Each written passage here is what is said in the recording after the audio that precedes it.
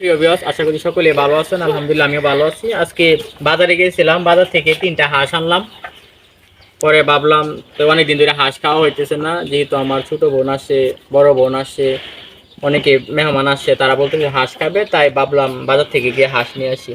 এখন বাজারে গিয়েছিলাম, গিয়ে পরে আপনার এই 3টা হাঁস আনলাম। 3টা হাঁস 1500 টাকা দিয়ে আনছি। আপনার এগুলো দেশি হাঁস, খুবই ভালো।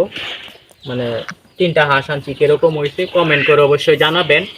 এখন হাঁসগুলো আমি জবাই করব, জবাই করে তারপর ওরা কেটে দিয়ে করবে। আপনারা আমার সাথে থাকেন, দেখেন আমরা কিভাবে জবাই করি। আসো, তুমি ক্যামেরা নিয়ে আসো, এই রানা আসো।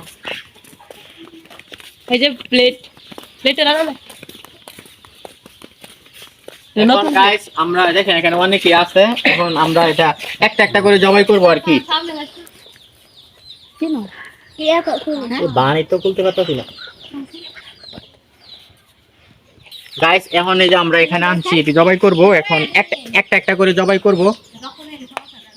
এখন আমরা যেহেতু মানে আমাদের ব্লগটা তো বাচ্চারাও দেখতে পারে, এই জন্য আমরা ওইটা দেখাবো না, আমরা প্রাইভেসির জন্য এখানে আমরা শেষ করব ব্লগটা। আমাদের সাথে থাকবেন, ভিডিও কিরকম লাগে অবশ্যই কমেন্ট করে জানাবেন। দেখেন এখানে অনেকেই আছে। এখানে তাহসান, তুমি হাঁসের মাংস খেতে পছন্দ করো?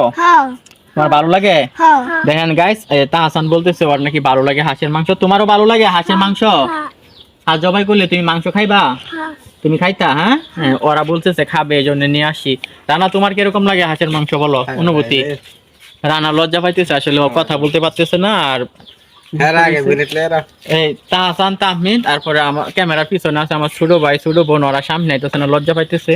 আচ্ছা ঠিক আছে গাইস, আমাদের সাথে থাকেন। ধন্যবাদ। ভিডিও যদি ভালো লাগে অবশ্যই লাইক করবেন, কমেন্ট করবেন, শেয়ার করে দিবেন। আজকের ভিডিওটা এই পর্যন্তই। ভালো থাকবেন। খুদা হাফেজ।